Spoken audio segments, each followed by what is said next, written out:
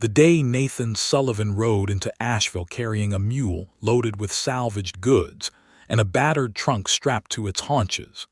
The town's most talked-about resident was standing in the market square holding a broken wagon wheel and staring at it the way a person stares at something they have already decided not to ask for help with. Zora Stonefist was tall by any measure, taller than most men in Asheville, with the broad shoulders and deep green skin of her Orc heritage, and the kind of stillness about her that made people nervous. She had tusks that curved upward at the corners of her jaw, not dramatically, not like the old Warclan engravings Nathan had seen on tavern walls as a boy, but gracefully, like two pale parentheses framing a face that was sharp-boned and quietly striking. Her hair was dark and heavy, pulled back from her face with a strip of cured leather, and her hands, which were currently wrapped around the cracked wooden rim of the wheel, were large and calloused and utterly capable-looking. She was wearing a long canvas work apron over a rough-spun shirt, and her boots were Orc-make, thick-soled and practical, laced to the knee. She was not smiling. That was the thing people mentioned first when anyone asked about her. Not her size, not her tusks, not the quiet way she moved through the market. They mentioned that she never smiled. The traders who set up their stalls on market day spoke of it in the way people speak of permanent weather, not cruel, exactly, just accepted. Old Murda, who sold salted fish, said Zora had been in Asheville for 3 years, and she had never once seen her show her teeth in anything other than wariness. The blacksmith Davin said he had heard she smiled once, the year before she came to Asheville, back wherever she had come from, and that whatever happened after that had taken it away for good. Nathan did not know any of this when he first saw her. He only knew that a woman was standing in the middle of the square, holding a cracked wheel with the calm resolve of someone who had long since stopped expecting the world to offer assistance, and that the wheel was clearly not going to fix itself, and that he had tools in his trunk that might help. He swung down from his horse, a broad-chested roan named Caleb who had seen better decades, and led the animal to the hitching post near the farrier's shed. He untied the smallest case from the trunk, the one with the iron clamps and the joiner's pegs, and walked over to where she was standing. Cracked through the hub or just the rim? He asked. She looked at him, not with hostility exactly, but with the measuring kind of attention that comes from a life spent calculating whether a stranger is worth the effort of a reply. Her eyes were amber, nearly gold in the late afternoon sun, and they moved over him with a thoroughness that would have made a less composed man shuffle his feet. "Rim," she said finally, 3 inches from the iron band on the left side. "That's fixable," he said. "Not today, you'd need to let the joint set overnight, but fixable." She looked at the wheel and then back at him. "I did not ask." "I know," he said. "I'm offering anyway." He set the case down and opened it. "My name is Nathan Sullivan. I just arrived. I'm looking for work in the area, joinery and general repair mostly, maybe some land clearing if anyone needs it. That's my mule by the post. Her name is Bessie and she bites, so I'd appreciate if you didn't stand too close to her without warning." Another long pause, the kind of pause that had weight to it. "Zora Stonefist," she said at last. "The wheel belongs to my cart. I haul goods from the lowland farms up to the highland settlements twice a month." "Then you need the wheel repaired before you can haul." "Yes, let me look at it properly." He crouched down and she lowered the wheel to the ground with a controlled ease that told him she had been holding its weight for longer than was comfortable without showing any sign of strain. He examined the crack, running his thumb along the split wood, checking the grain. It was clean, not rotted. "You've got good wood here. It hasn't been neglected. Someone put this together well the first time." "I did," she said. He looked up at her. She was watching him with those amber eyes and something behind them that was not quite pride, but was adjacent to it. A kind of flat statement of fact that did not need his validation, but had noticed he had given it anyway. "Then you know how to fix it better than I do," he said. "I've got the clamps and the pegs if you want them." "I have pegs," she said. "I don't have a proper clamp set. You can use mine tonight and return them in the morning." He stood and closed the case and held it out to her. "No charge. Consider it a neighborly gesture from someone who doesn't know anyone here yet and is trying to make a decent first impression. She stared at the case for a moment. Then she took it. Her fingers brushed his briefly, and he noticed that her skin was warmer than he expected, carrying the kind of heat that spoke of hard work and good circulation. "The inn is on the far end of the square," she said. "Widow Carr runs it. She will try to overcharge you for the room with the window. The one at the end of the hall is smaller, but the roof doesn't leak and she charges the same price, so ask for that one instead." It was, he realized, the orc woman's version of a welcome, practical, useful, offered without ceremony. "Thank you," he said, and meant it. She turned and walked away with the wheel tucked under one arm and his clamp case in the other hand, and he watched her go and thought that this was already a more interesting town than he had expected.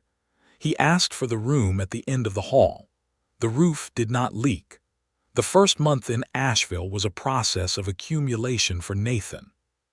He accumulated knowledge, the names of the farmers whose fences needed mending, the location of the timber mill 2 miles east, the fact that the blacksmith Davin was competent but slow, and that anyone needing small metal work done quickly was left to manage on their own. He accumulated goodwill slowly, because Ashveil was the kind of frontier town that trusted strangers by degrees rather than all at once, and because he was careful not to undersell his work or overstate his capabilities, which in his experience was the fastest way to lose a reputation.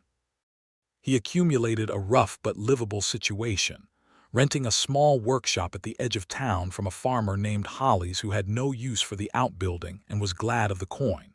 And he accumulated, in the careful and unhurried way that he accumulated most things, a small understanding of Zora Stonefist.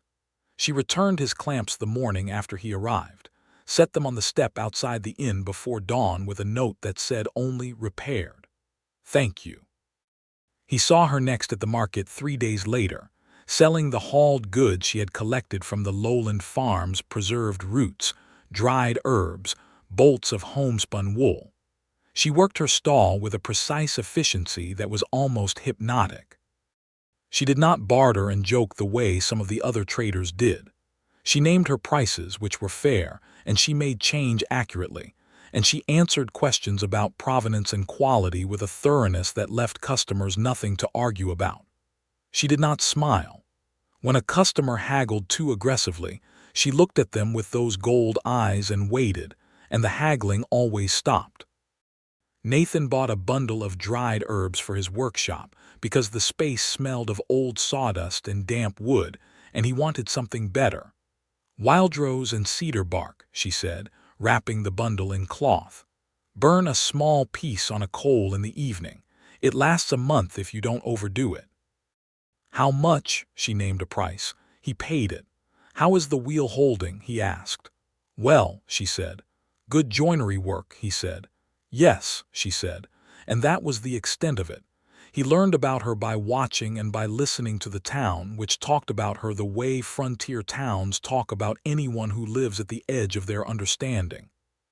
He learned that she had come to Ashveil 3 years ago from the eastern orc territories, alone, which was unusual. Orcs on the frontier typically moved in family groups or clan clusters.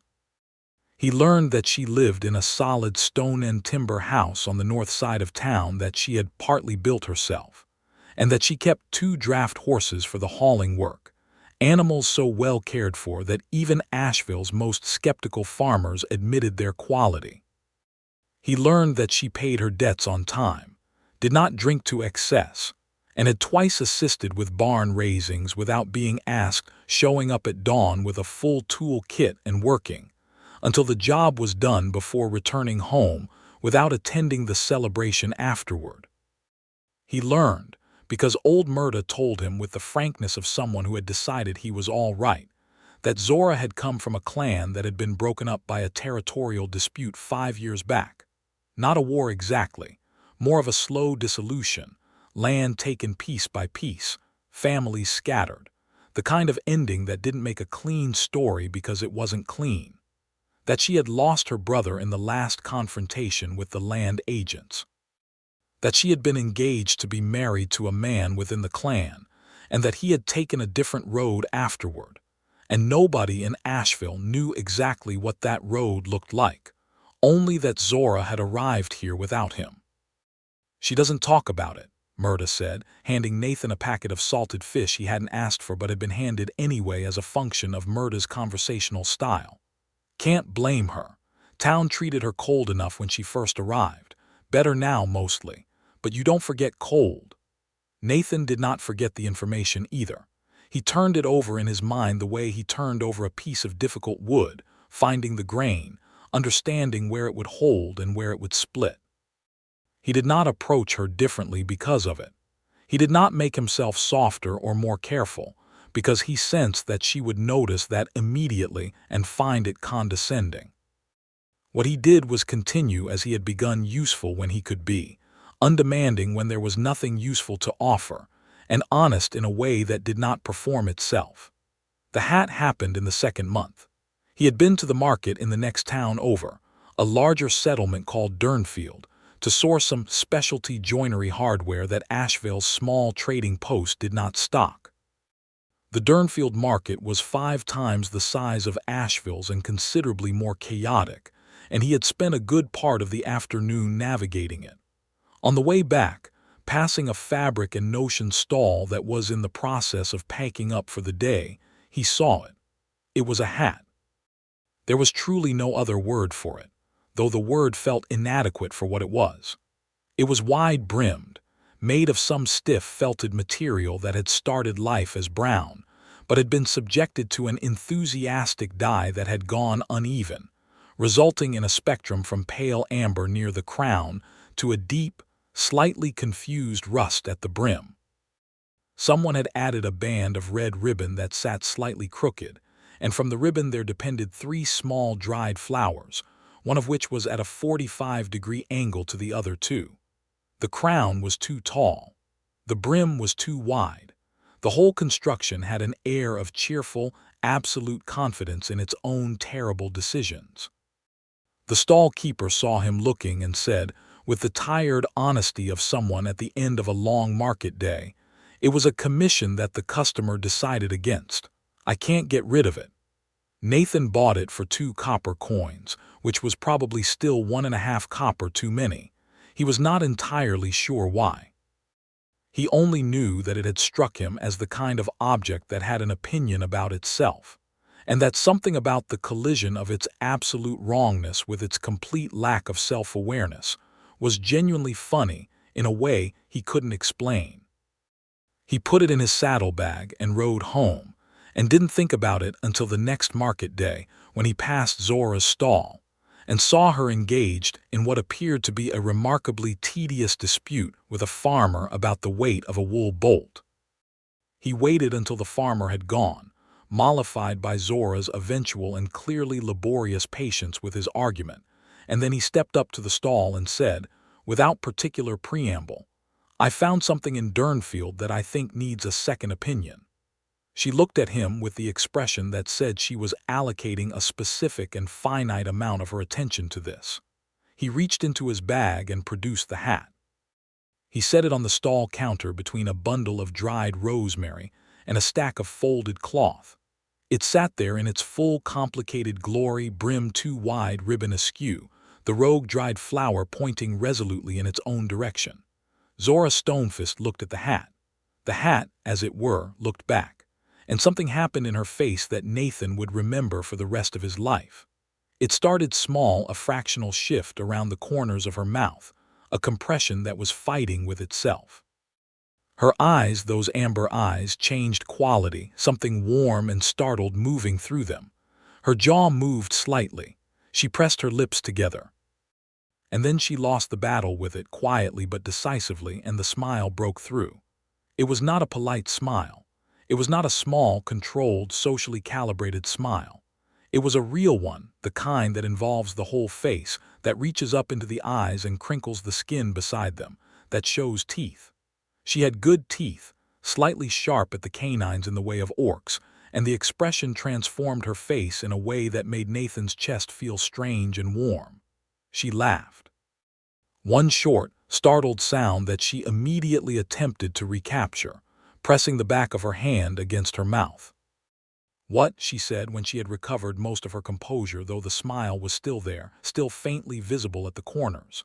"The stall keeper couldn't get rid of it," Nathan said, keeping his own voice carefully neutral. "I couldn't leave it there." "Why not?" It seemed wrong to abandon something with that much conviction. She looked at the hat again. The smile threatened to return. She held it at bay with visible effort. "It is the ugliest hat I have ever seen," she said. "I know. Someone made this deliberately, apparently, and then declined to take ownership of it." "Yes." She picked it up and turned it in her hands, and the rogue flower swung freely on its stem, and the smile won again, not as fully as before, but genuinely, something real living in the corners of her expression. "What are you going to do with it?" she asked.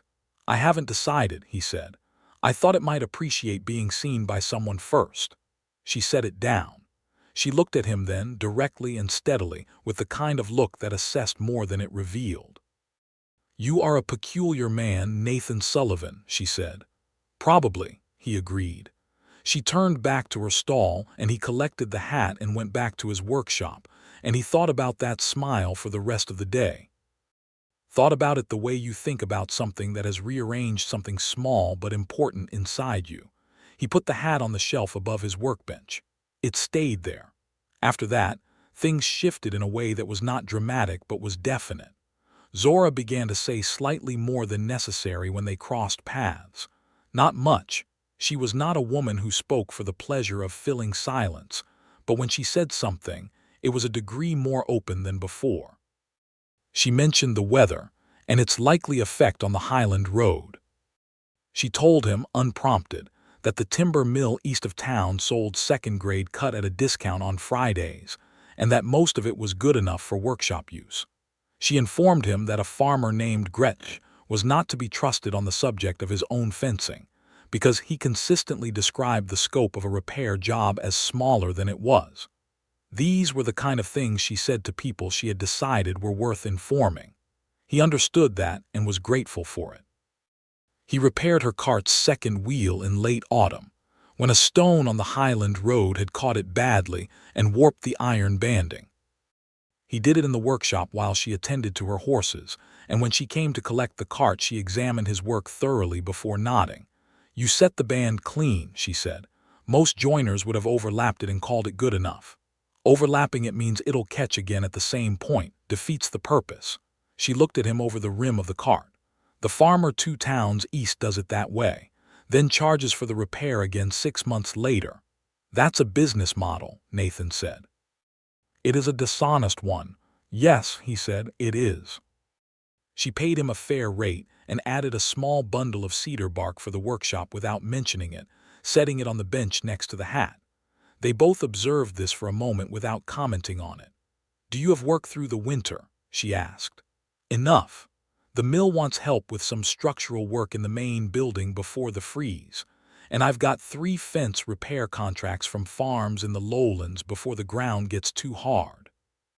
"The ground freezes solid here by the 2nd month of winter," she said. "Earlier than most people expect if they haven't spent a season here. You should plan for that." "I'll plan for it, thank you." She untied her horses from the rail and guided the cart out of the yard, and he watched her go and thought that this was what it looked like when someone decided, cautiously and on their own terms, to let a person exist in their orbit. The winter in Ashveil was serious business. The town sat at the edge of the Highland Plateau, and when the cold came off the mountains it came with meaning. Roofs needed checking. Wells needed insulating.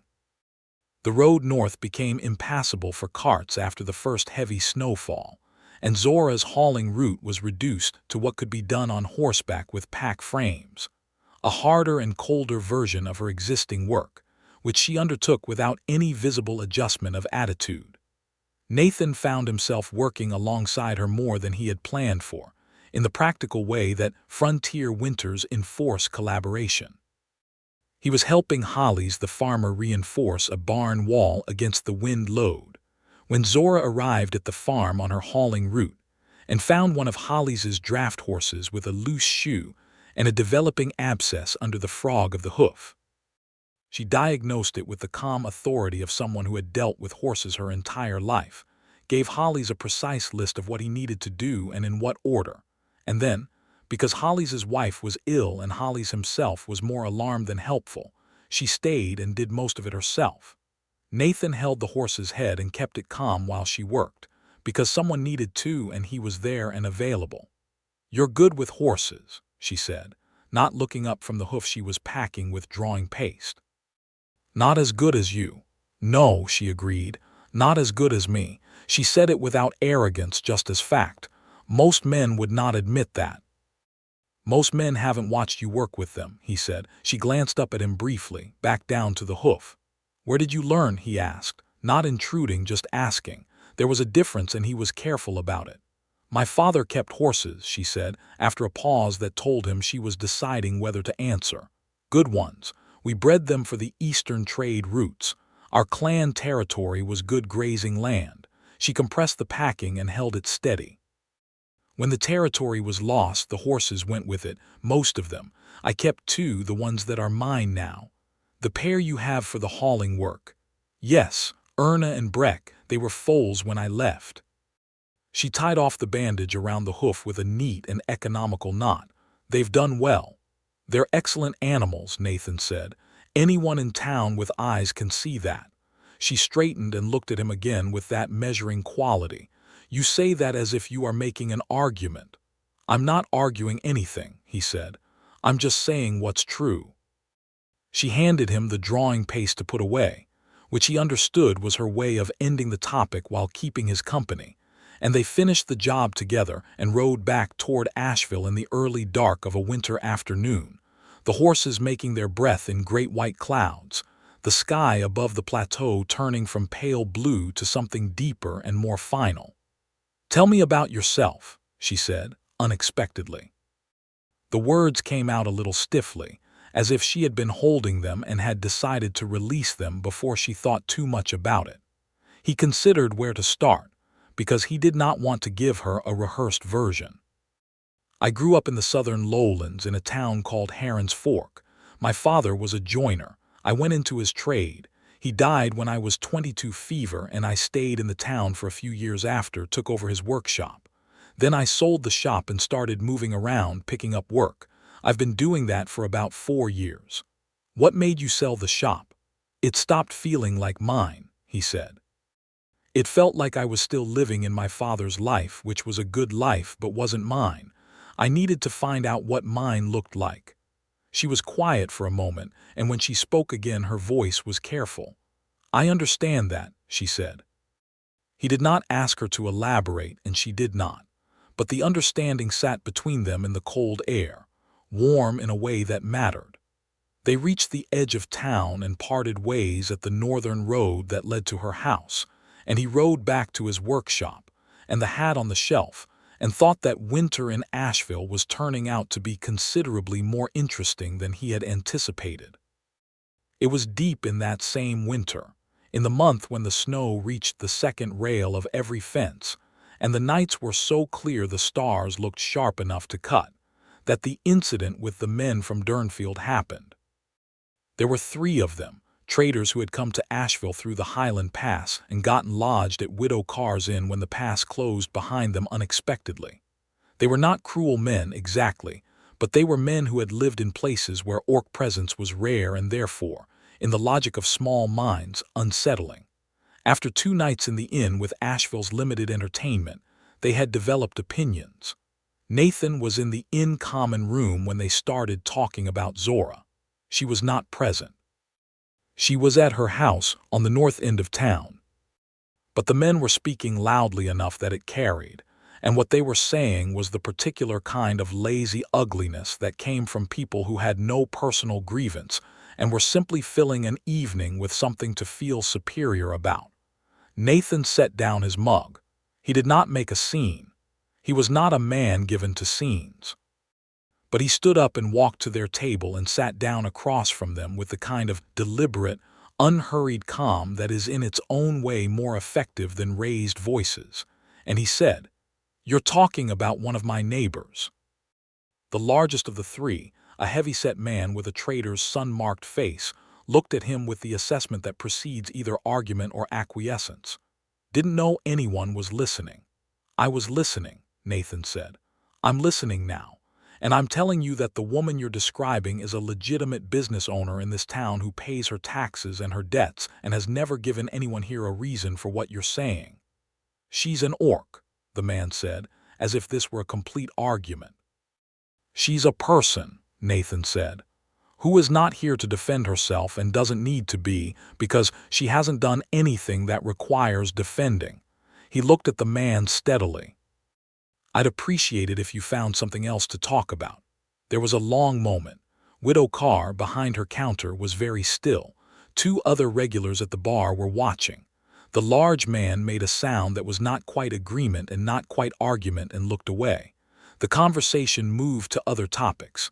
Nathan finished his drink and went back to his room. In the morning, he told himself it hadn't been anything remarkable, just necessary.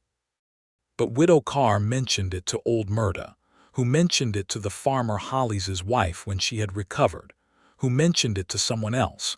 And by the way information moved in a town like Ashveil, it reached Zora within a week.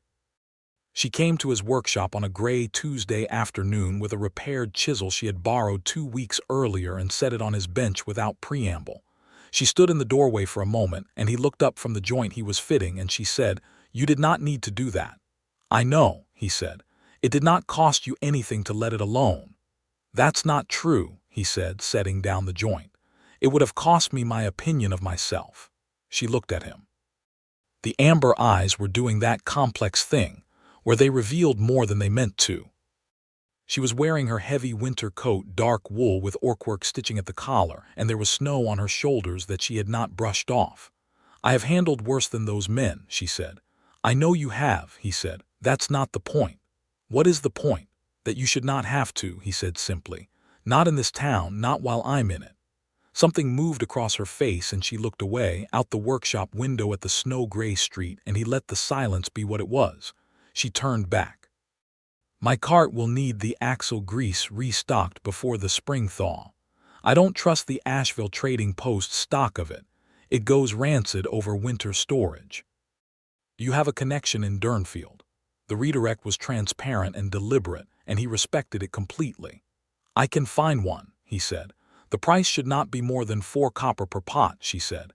"If they try to charge more, they are taking advantage of the season." "Noted." She left, and he went back to his joint fitting and let himself feel, quietly and without much self-examination, how it was that she had come to his workshop in the first place when she could simply have sent a message.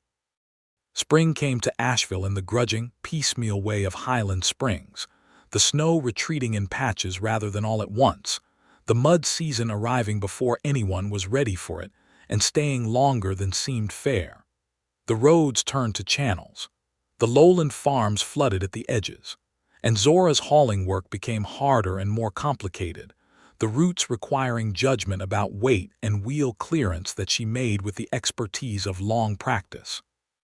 Nathan had established himself thoroughly enough in Ashveil by spring that people had stopped thinking of him as a newcomer and started thinking of him as part of the fabric of the place.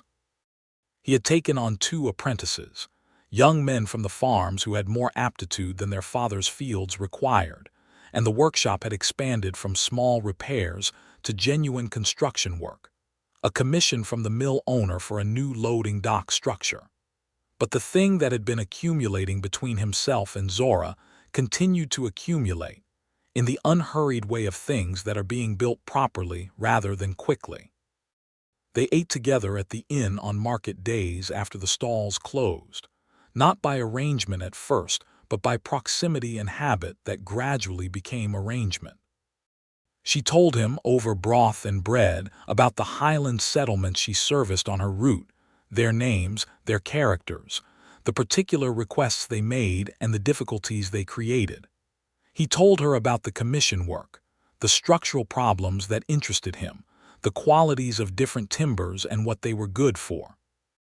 These were not romantic conversations in any traditional sense, but they were deeply satisfying.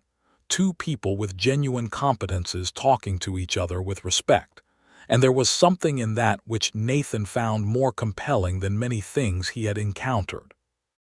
He noticed everything about her during those meals, in the careful way of a person who has decided to notice, but is disciplined about what he does with what he observes.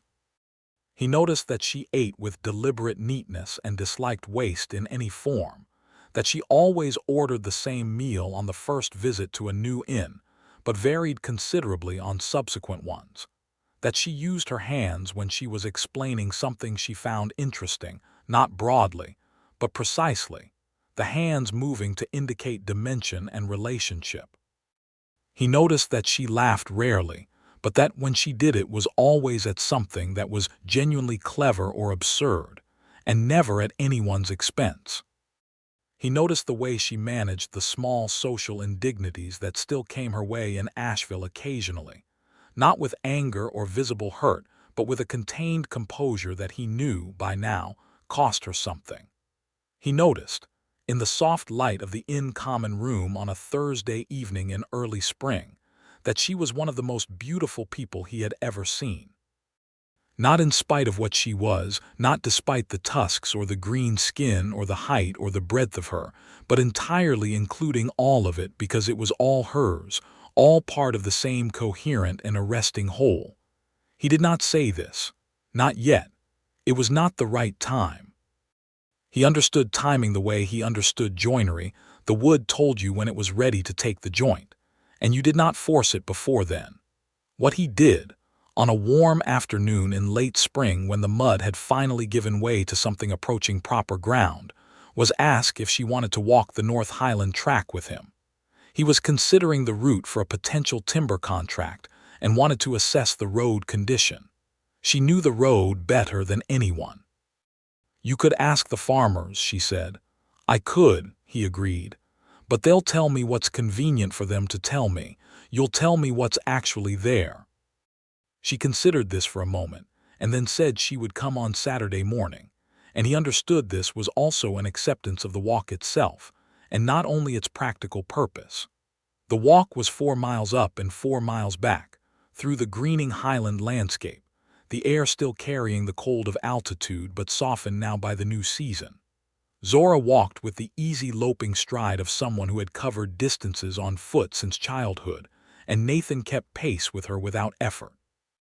She showed him 3 places where the road needed drainage work before summer, the way the soil ran on the east slope, the outcropping of gray stone that told you where the hard bedrock was, and where the soft fill was, things she had learned from 4 years of driving a cart over this ground. They sat on a flat stone near the top of the ridge where the view opened up to the south and west. The lowland farmland spread out below them in irregular green and brown squares, the river catching the light far to the south. "I'm not going to move on from Ashveil," he said, not looking at her. "I thought I would. That was my plan when I arrived, but I'm not." She was quiet. "I'm telling you because I think it's relevant information," he said, "given the amount of your clamp sets I've borrowed and the amount of your cedar bark I've burned." "Those are small things," she said. "Not to me," he said. "I don't accumulate small things with people carelessly." He looked at her now. "I'm not a man who says things before I'm sure of them. I'm sure that Ashveil is where I want to be." She looked at him with those amber eyes, and the highland wind moved her dark hair across her face, and she reached up and pushed it back with one hand in a gesture of ordinary, unguarded humanity that made his chest do something irreversible. "You should make sure your workshop foundation is sound before winter," she said. "The north wall is showing a lean. It will worsen with the freeze-thaw cycle if you don't attend to it." "I know," he said. "I've been meaning to fix it." "Do not mean to," she said. "Do it." "Yes," he said. She was quiet for a long moment, looking out at the south. Then she said, "I was to be married to a man named Coral. From my clan, he was a good man. When the territory was lost, he chose to go north with the remnant of the clan, and I chose to come south. We did not agree about it, and then we were apart, and then we did not come back to each other." She said it without visible emotion, which was not the same as without feeling. "I have not since then, I have not," she stopped. "You don't have to explain anything to me," he said. "I know I don't," she said, with a flicker of something that might have been the ghost of impatience. "I am choosing to." She looked at him directly. "I am saying that it has been a long time since I thought of, since I considered." She stopped again. He waited. "I am saying," she said precisely, "that I am not unaware of the fact that you do not speak carelessly, and that I am not unaware of what you are not saying." He held himself very still because he was afraid of doing something wrong. "I'm not saying that I am ready for anything," she said. "I am saying that I am aware." "That's enough," he said. "That's more than enough." She stood and brushed the dry grass from her trousers, and he stood with her, and they walked the 4 miles back down to Ashveil in a silence that was the most companionable silence Nathan had ever experienced. He fixed the workshop wall that week. She came by on the 3rd day to check whether he was doing it correctly. She made 2 specific and accurate observations about the foundation leveling. He incorporated both suggestions without argument, and the wall was solid. The summer that followed was the warmest Ashveil had seen in 5 years, according to everyone who had been there for 5 years. The Highland Road dried hard and smooth. Zora's hauling route expanded, and she took on a second run to a settlement further north that had previously been beyond practical range. Nathan's dock construction at the mill was finished ahead of schedule, which resulted in 2 more commissions and the permanent loss of the newcomer quality to his reputation. The evenings lengthened, and the town's market days became social occasions that ran past dark with food and drink, and the particular looseness of community that comes when the weather has been kind for long enough. Nathan attended these because he had become genuinely fond of Ashveil and its people. Zora attended them because he began to understand she had decided to, which was a different thing than before. She had decided to be present rather than only adjacent. He watched her one evening talking to the miller's wife, a woman named Pease who had always been careful around Zora, but who was now, after 3 years of Zora's steady and unremarkable presence in the town's life, warming toward something more like genuine friendliness. Pease was laughing at something Zora had said, and Zora was allowing a small private smile in response. Not the full one, not the one the hat had pulled out of her, but something real, and Nathan stood near the bonfire with his drink and felt something so full and warm that he had to look away for a moment to manage it. It was later that night, walking home through the summer dark, that she said without particular announcement, "I think about you." He stopped walking. "In the mornings," she said, continuing to walk, "when I'm preparing for the route, I notice when I have something to tell you, a thing I saw or a thing someone said that was interesting." She was looking at the road ahead of them, but her voice was carefully and deliberately steady in the way of someone being very precise with something important. "I used to spend those mornings in my own thoughts entirely. Now they include you, and I have decided I am comfortable with that." He stood still for a moment longer and then walked again to keep pace with her. "I think about you in the evenings," he said. "When the workshop is quiet, I review the day, and I always arrive at whatever you said or did that day and think about it for longer than the rest of it." "We are describing the same thing," she said. "Yes," he said. They walked in silence to the fork where her road branched north to her house. They stopped there as they always did. "Come to supper," she said. "On Sunday, I'll cook." The simplicity of it was enormous. "Yes," he said, "I'll be there." She walked up the north road, and he walked back to his workshop and sat in the dark for a while and let himself feel the weight of everything that had shifted. The supper on Sunday was the first time Nathan had been inside Zora's house, and it was a revelation that he carefully did not let his face make too much of. The house was solid and well-made, as Ashveil had told him it was, but what the town's gossip hadn't conveyed was the interior. The things she had made and chosen and placed, the hand-woven rugs in rust and brown and deep green that covered the stone floor, the shelving carved with orc-pattern border work along the grain, the 2 horses visible through the small rear window in their well-kept paddock. There was a hearth large enough to be useful, and it was being used.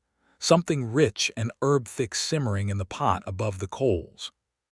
She fed him braised Highland venison with root vegetables and flatbread, and it was the best meal he had eaten since arriving in Ashveil, which he told her, and she accepted the information without deflecting it. "My mother was an excellent cook," she said. "I paid attention." "Where is your mother?" "North," she said, "with the remnant of the clan. We write when the post riders come through, which is not frequently." "Do you want a visit?" She considered this seriously, as she considered everything. "Someday," she said, "when I've built what I need to build here first." She looked at him across the table. "When I have something to bring back with me." It was not quite a declaration. It was a door opened precisely enough for one person to walk through if they chose to. He walked through it. "I want to court you properly," he said. "I know that is not how it's usually phrased, but I want to do it properly. I am 30 years old and I know what I want, and I don't see the point in being indirect about it." "I am 27, she said. "I also know what I want." "What do you want?" She was quiet for a moment. In the hearth behind her, the fire settled and shifted, and the light moved across her face in a way that made her look like something painted. All gold and shadow, and the extraordinary green of her skin, the ivory curve of her tusks, the steady amber of her eyes. "I want to stop moving through my own life like a guest," she said. "I want someone to be with me the way I am with them, fully." She paused. "You do not look at me the way some men look at me, like I am a curiosity or a thing to be managed or something they are proving a point about by tolerating. You look at me like I am a person." "You are a person," he said, "the most specific and particular one I have ever met." "I want—" She stopped, and he saw the rare vulnerability that she allowed through so seldom, the thing beneath the composure, and it made his chest ache. "I want to smile more," she said quietly. "I have not. I let that part of myself go quiet after Coral left and the clan broke. I stopped finding things funny or warm. And then you brought me that terrible hat and I laughed before I could stop myself, and I thought—" She took a breath. "I thought, there it is. There is still something there." He reached across the table and covered her hand with his. Her hand was warm and strong under his, and she looked down at it and then up at him with an expression of such unguarded openness that it cost her something to hold, and he held hers in return. "There is definitely still something there," he said. She turned her hand under his and gripped it, once, firmly, and let go. "I am going to need time," she said. "I do not move quickly in these things." "I am not going anywhere," he said. She nodded. That was enough. The courtship that followed was, like Zora herself, done at its own pace and on its own terms, and Nathan found that he did not merely accept this but preferred it. It meant that each thing that happened between them happened because it was ready, and there was no pretending or forcing, nothing artificial about any of it. He came to supper on Sundays. Sometimes she came to his workshop and sat near the bench and talked while he worked, in the easy way of two people who are comfortable in the same room without needing to constantly address each other. He showed her what he was working on, and she told him when his grain direction was wrong, and she was almost always right, and he appreciated it rather than minding it. She began to smile more. Not at everything, not turned up to a general pleasantness that was not her, but at the specific things, the things that genuinely amused or moved her. At the hat, which remained on his workshop shelf and which she glanced at with the ghost of a smile every time she came in. At the stories he told her about his more difficult clients, which she listened to with a focused attention, and then offered remarkably precise observations about why the client had behaved as they had, which were usually correct and occasionally genuinely funny. At the moment in early autumn when he arrived at the Sunday supper to find that she had, for reasons she did not immediately explain, placed the ridiculous hat from his workshop shelf on the head of the small carved wooden horse that sat on her mantelpiece, the hat tilted at a profound angle. "I borrowed it," she said, without looking up from the stew she was tending. "The horse needed it more than the shelf did." He looked at the small wooden horse wearing the catastrophically wrong hat and felt something so simple and enormous that he had to sit down. "You're right," he said. "It suits the horse much better." She was smiling when she turned around. Not just at the corners, not restrained or partial. A full, real smile, the kind he had first seen in the market square over the stall counter, and it was so entirely herself, so warm and sharp and alive, that he thought he had never seen anything better in his life. He told her he loved her in October, when the leaves on the highland slope were turning. They were walking the north track again, not for any particular purpose, just because they had begun to walk it together on Sunday afternoons when the weather permitted, and he had been holding the knowledge of it for long enough that it needed saying. "I love you," he said. "I am not saying it to create an obligation or to ask anything of you. I am saying it because it is true and you deserve to know true things about yourself." She stopped walking.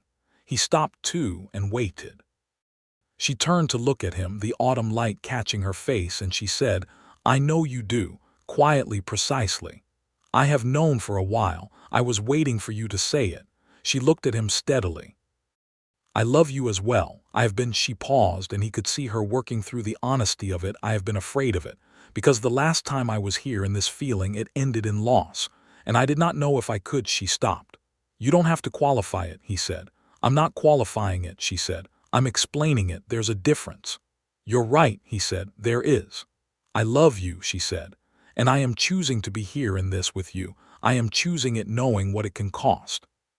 "That is not a small thing." "No," he said.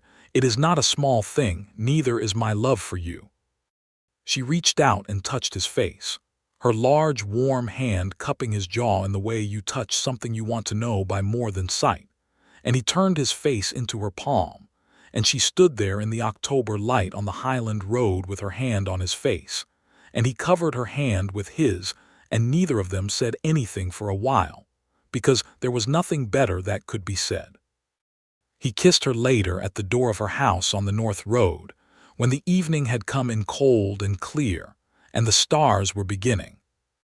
She let him, and then she kissed him back, and the difference between being kissed and being kissed back is the difference between asking a question and receiving an answer. She pulled back and looked at him with those amber eyes that held everything she was. "Come to supper next Sunday," she said. "Every Sunday," he said. "We will see," she said, with the ghost of the smile that was becoming one of his most essential things. The winter that followed was the second winter Nathan spent in Ashveil, and it was entirely different from the first. Not easier in any external sense. The cold was as serious, the snow was as deep, the Highland road was as difficult. But there was a fire in his life now that had nothing to do with hearths, and it made everything else more bearable and more vivid. He helped her weatherproof her barn in October, and she helped him re-insulate his workshop in November. He spent more evenings at her table than at the inn. She learned the names of his apprentices and took a low-key but observant interest in their development, noting once, with a precision he had come to expect from her, that the younger one, a boy named Will, held his chisel with the wrong tension and would have had problems in 10 years if he didn't correct it. Nathan watched how she told the boy, directly but without embarrassment to him, and how effectively it landed, and thought that she was a teacher who did not know she was one. He was in her house on a cold evening in December when she showed him the letters from her mother. She did not make a ceremony of it, but brought them out from the shelf where she kept her private things and set them on the table between them and said, "My mother has asked about you. About me specifically."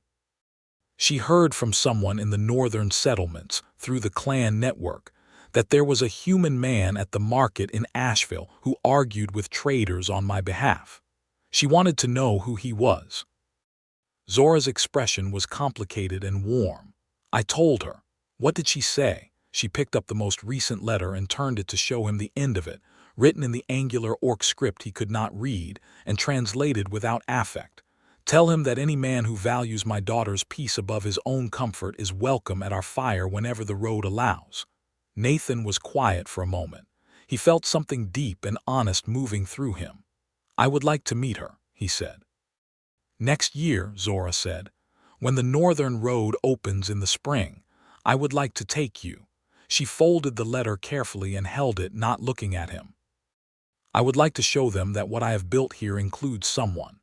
"I want to be included," he said. She looked at him. "I know," she said. "He proposed to her in the spring. In the workshop, which was where a significant portion of their actual life together had taken place, next to the bench where the ridiculous hat still lived on its shelf, because she had returned it after the winter and he had put it back in its original place with the understanding that it was a permanent resident. He had made her something. He was a joiner, a maker of things, and it was what he knew how to do, a small box of figured walnut, with orc-pattern border carving at the corners that he had spent 3 weeks learning to execute correctly from a pattern she had shown him, not knowing what he was going to use it for.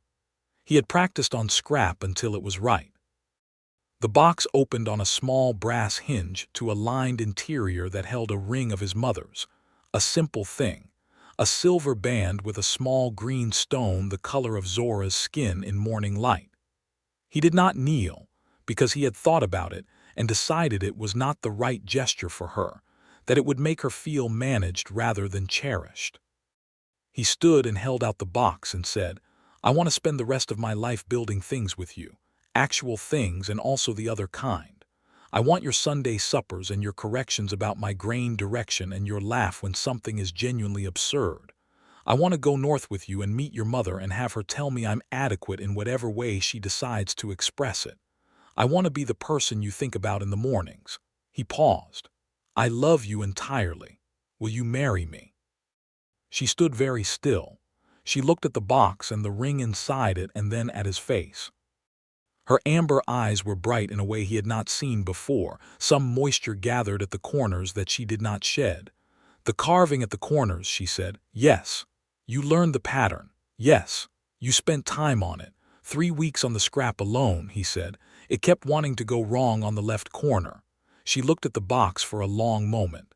Then she said, "Yes, I will marry you." And she took the box from his hands and held it in both of hers and looked at it with an expression that was entirely private and entirely his to witness. And then she looked at him and smiled, full and real and completely herself, teeth and warmth and eyes and the extraordinary specific aliveness of her. And he thought if this was the last thing he ever saw he would have seen enough. He kissed her there in the workshop, next to the workbench with the walnut shavings on the floor and the terrible hat on its shelf, and she laughed against his mouth at something, the improbability of it perhaps, or the joy of it, or both, and he held her and thought, "This is it. This is the thing I came here for. I just didn't know it yet." They were married in the early summer, in the open square of Ashveil, by the town's keeper of civic records, a dry but well-meaning man named Aldous who read the vows in a voice that had performed this service enough times to be competent without being mechanical. It was attended by the entirety of Ashveil in various states of enthusiasm, from the genuinely warm old Murda who wept freely and was proud of it, to the reserved but present, because even the most cautious members of the town had run out of reasons to resist Zora's 3 years of steady, unobjectionable competence and Nathan's obvious quality of character. Zora wore dark green, a dress of fine wool with orcwork embroidery at the cuffs and hem that her mother had sent from the north, wrapped in a separate letter that arrived the week before the wedding. She had read the letter to Nathan at his workshop, translating steadily, and by the end of it he had been forced to attend to something in the corner of the room for a moment. Zora had pretended not to notice. He wore his best coat, dark brown, and he had borrowed a proper hat from the miller for the occasion, which was a dignified and appropriate hat, and he wore it without incident. But before they left for the square, he had gone to the shelf and taken down the original hat, the Durnfield hat, the crooked-ribboned, misaligned flower, ambiguously dyed monument to confident wrongness, and held it up. "Should we bring it?" he asked. She looked at it and the smile moved across her face immediately, the real one, entirely involuntary. "No," she said. "It stays here. It belongs here." "It does," he agreed and put it back on the shelf where it had lived for nearly 2 years, and they walked out into the summer morning and got married. That evening at the celebration in the inn, which Widow Carr had opened entirely and laid out better food than she was generally known to provide, Zora danced with him for the first time. She did not dance in the way of someone uncertain of the steps, which did not surprise him.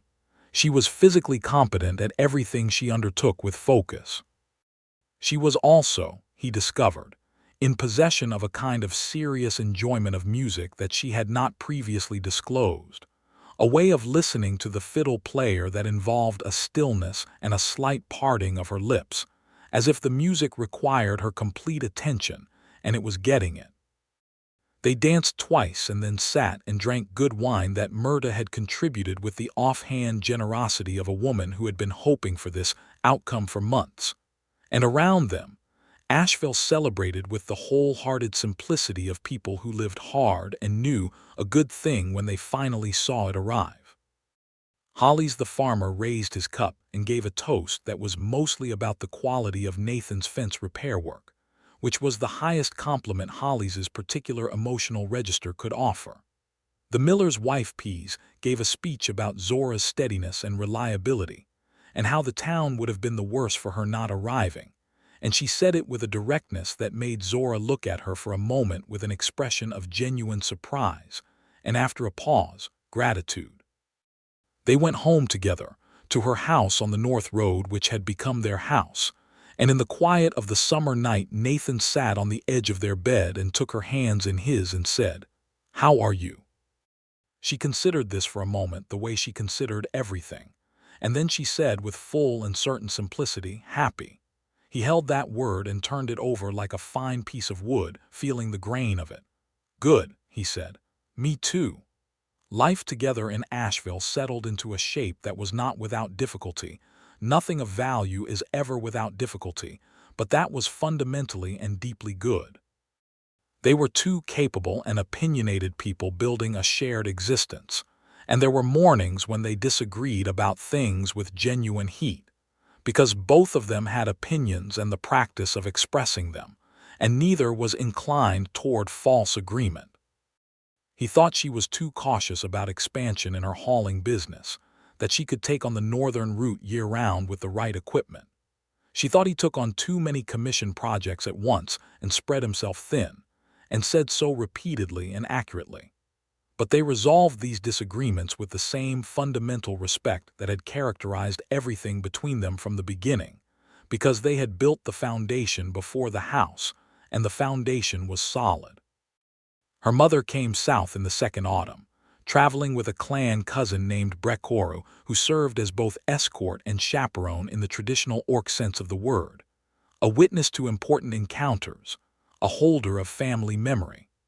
Zora's mother was named Zora Stonefist, and she was 62 years old and formidable in the way of someone who had survived the dissolution of everything she had built and begun again, without losing her essential self. She was shorter than Zora, which Nathan had not expected, and her hair was fully gray, and she wore it braided in the formal manner. She looked at Nathan with the amber eyes that Zora had inherited, and the assessment lasted approximately 3 seconds, and then she held out her hand in the human fashion. She had clearly researched the customs and said, in careful but functional common tongue, "My daughter writes that you make good things." "I try to," he said. "She says you make her laugh." "Occasionally," he said, "when I bring her the right kind of hat."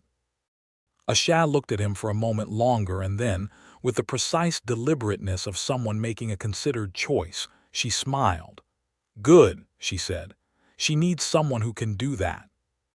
The week of Asha's visit was one of the most important of Nathan's life, not because anything dramatic occurred, but because of what it meant to Zora. He watched his wife in her mother's presence and saw something in her that he had known was there, but had not previously seen in its fullness the daughter she had been before the losses, the young woman who had laughed easily and moved through her world without the particular weight of a person carrying grief alone. Not that the weight was gone, it would never be entirely gone, but it was carried differently now, with Asha beside her and Nathan across the table, and the house on the North Road full of voices that belonged there. On the last evening of the visit after Asha had retired, Zora sat with Nathan at the hearth and said, "Thank you." "For what?" For being exactly yourself when she was here, for not performing anything. She looked at the fire. Coral was uncomfortable in family settings. He would try harder than he needed to, and it made things tense. She paused. You just talk to her like you talk to everyone. She's interesting, he said. She's made hard decisions with grace. That's worth talking to. She likes you, Zora said. She told me tonight that she thinks you have an honest face. High praise from your mother, the highest she typically offers on a first meeting.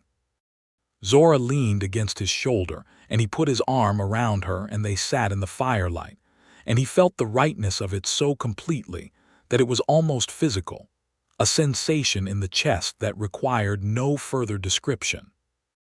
Ashveil left the following morning, and she held Zora for a long moment at the door before she went and spoke to her quietly in the orc tongue. And Zora nodded once, and then Ashveil touched Nathan's face with one hand, the way Zora sometimes did. The palm-to-cheek gesture that he had come to understand was an orc expression of recognition. I see you. I acknowledge what you are. And then she and Brekoru were gone up the north road, and the morning was quiet, and Zora stood at the door and watched until they were out of sight. She turned back inside, and there was something bright in her eyes, not sadness but its neighbor, the feeling that comes when a good thing has ended and left the good memory behind. Are you all right? He asked. Yes, she said. I always miss her when she goes, but she went knowing I am not alone. That matters. She looked at him. That matters very much. He went to her and held her, and she let him, her arms around him with the full strength of her, and they stood in the doorway of their house until the morning light shifted and the day required them. In the 3rd year of their marriage, Zora told him she was pregnant. She told him in the workshop, characteristically. She had come in the afternoon to return a borrowed measuring rule and had stayed to watch him fit a cabinet door, and after a comfortable silence she had said, with her customary directness, I believe I am with child. He had put down the door and the plane and turned to look at her. She was standing with her arms loosely at her sides in the stance she took when she was presenting information she was uncertain how to decorate. Since when? He asked, and then, are you well? How do you feel? A few weeks. I feel different. I have spoken to the healer. She confirms it. She looked at him steadily. Orc pregnancies run longer than human ones. It will be a full 10 months. There are considerations about the birth will require an orc-knowledgeable midwife, which means bringing one from the eastern settlements. I have already sent a letter. She was managing the logistics. He crossed the workshop and stood in front of her and put his hands on her face, tilting it up toward his, and said, Zora. She stopped talking. Are you happy? He asked. The smile came. Not the corner ghost of it, not the restrained version. The full one, the hat-on-the-shelf one, the one that had been given back to her and that she now wore without armor when it mattered. Yes, she said. I am terrified, and I am very, very happy. Then so am I, he said, and held her. He wrote to his own family that evening, a letter to his sister in Heron's Fork who had kept him anchored to his origin through years of irregular correspondence, and told her what was happening. The letter he received back 3 weeks later, which had clearly been written in a state of considerable emotion, contained the phrase, come and meet her, 6 times in varying constructions, which he showed to Zora over supper, and which produced one of the clearest and longest laughs he had ever heard from her. The pregnancy was not without difficulty. The 10th month was hard, and the birth required everything the orc midwife from the eastern settlements, a woman named Keth who arrived in the 8th month and was precisely as capable and unflappable as she needed to be, had to offer. But it ended well in the end. It ended with a child, a boy, their son. He came into the world at the beginning of summer with the dark hair of both his parents, Zora's green-tinted skin, and Nathan's eyes, not the amber of orc inheritance but a gray-green that was entirely its own, the color of a highland morning. He was large and loud and immediately, obviously alive in every possible sense of the word. And when Nathan held him for the first time, standing in the bedroom of the house on the north road with the summer morning coming through the window, he understood completely, and without any need for elaboration, why people had been doing this for the entirety of human and orc history and every other history. He looked at Zora, who was exhausted and brilliant, and watching him hold their son with an expression that was entirely beyond his ability to describe and entirely beyond his need to, because he felt it himself. Oran, she said. It was the name they had agreed on, an orc word meaning new ground. His name is Oran. Oran Sullivan Stonefist, Nathan said. Yes, she said. That. Oran Sullivan Stonefist grew up in Ashveil knowing exactly who he was and exactly what he came from because his parents made certain of it. He learned the joinery trade at his father's knee and the equine knowledge of his mother's family by following Zora through the barn from the time he could walk. He grew up speaking common tongue and a working knowledge of the orc language, learned from Zora and from the letters they composed together to his grandmother Ashveil, who replied in careful detail and sent, when he turned 5, a carved wooden horse that matched the one on the mantelpiece. Oran placed it beside its companion immediately, and both horses lived there together ever after, one of them still wearing the ridiculous hat. He grew up with an awareness of difference of the way some passing strangers looked at his mother and then at him, the calculation in it, because Zora had decided that awareness was better than sheltering, that a child who knew the world's rougher qualities and had been given the tools to navigate them was safer than one who discovered them unequipped. But he also grew up in a town that had spent 4 years deciding that Zora Stonefist was a necessary and valuable part of itself, and that had extended this conclusion to her husband, and was extending it gradually, and with the particular stubborn pragmatism of frontier communities to their son. He knew the names of everyone in Ashveil, knew their particular moods and needs, knew which farmers needed careful handling and which could be spoken to directly. He had his father's ease and his mother's precision, and the combination was, as Nathan observed privately and repeatedly to himself, something entirely new.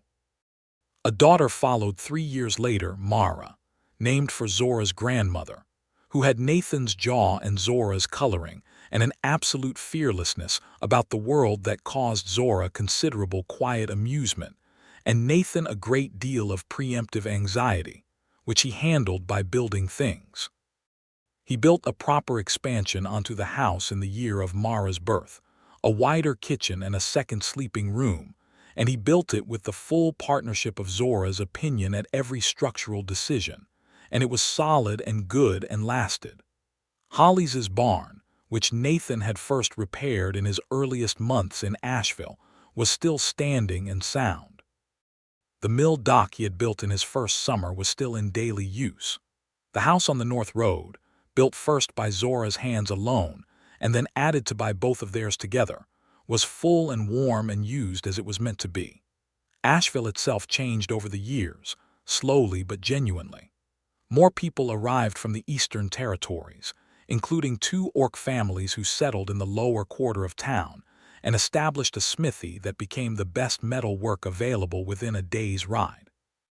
The town's council, which had previously been composed entirely of human landowners of varying quality, added its first orc voice when a young man named Veth Dur, who had grown up in the town's new generation, was appointed to the planning body at the age of 22. It was not a revolution, and it was not without resistance. Frontier communities do not transform overnight. But it was movement, and Nathan and Zora had lived in Ashveil long enough to recognize movement when they saw it. On the 10th anniversary of Nathan's arrival in Ashveil, which he and Zora had somehow calculated between them with more precision than either admitted, she came to the workshop in the late afternoon and stood in the doorway and said, with the ghost of a smile that was one of the most beloved things he possessed, 10 years. He looked up from the chest he was finishing, a commission for the mill owner's daughter's marriage. 10 years, he agreed. She came in and stood at the bench and looked at the hat on the shelf, which had lived there for nearly 10 years and which had, if anything, grown more philosophically resolved in its own wrongness, the ribbon slightly more faded, the rogue dried flower long since replaced by a second one Oran had added at age 7 because he thought it looked too bare. "You should have left it in Durnfield," she said. "No," he said. "I should not have." She smiled. "Not the small one, the real one."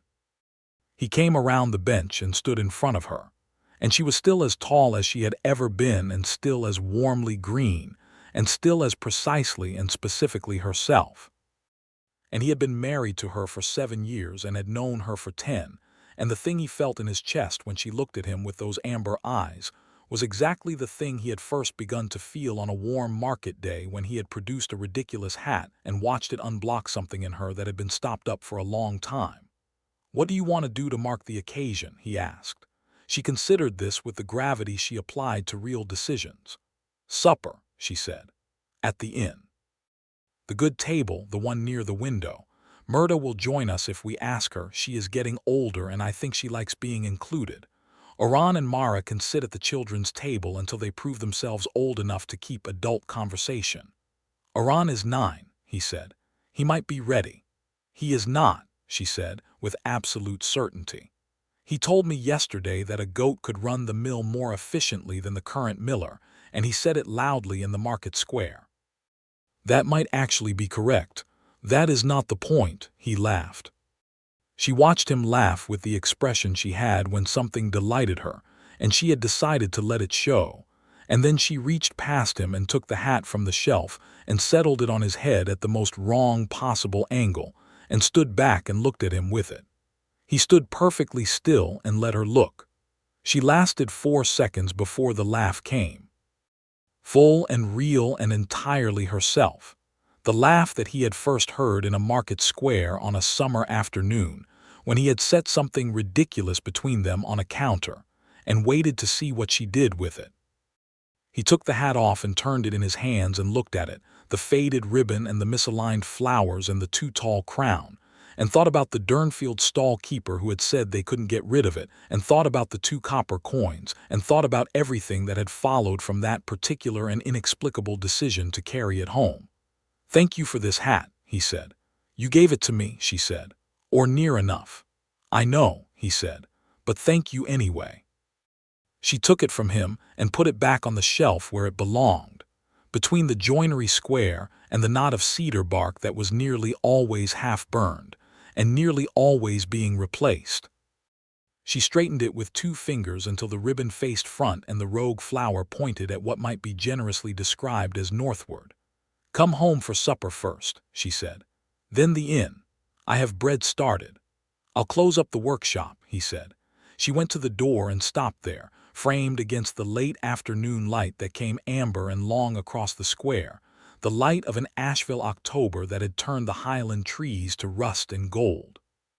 She was wearing her working clothes, the canvas apron and the rough-spun shirt, and her hair was down today, loose and dark with the gray that had begun to appear at her temples in the last 2 years, and she was the most beautiful thing he had seen in 10 years of living in this town and building this life.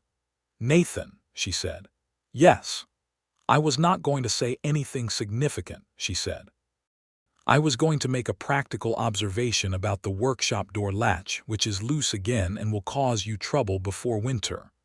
"I'll fix it," he said. "I know you will." She looked at him with the amber eyes. "I only wanted to say," she paused, in the way she paused when she was being precise with something that mattered. "I only wanted to say that I am glad you came to Ashveil. I am glad you saw the wheel. I am glad you brought home a preposterous hat." She looked at the shelf where the hat sat in its permanent residence. "I am glad you waited." He crossed the workshop and kissed her forehead and then her mouth, briefly, warm, the way of 2 people who have been kissing each other for 7 years and have developed a grammar of it. "I am glad I came to Ashveil," he said. "I am glad of everything that followed."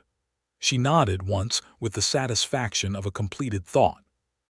"Fix the latch before winter," she said. "Yes," he said. "I will." She walked out into the October afternoon, and he stood in the workshop doorway and watched her go down the square toward the north road and home, and the hat behind him on its shelf held its ground in its customary and unassailable wrongness, and the late light filled the workshop gold, and everything in it was exactly as it should be. He fixed the latch that evening before supper. It held through the winter and every winter after.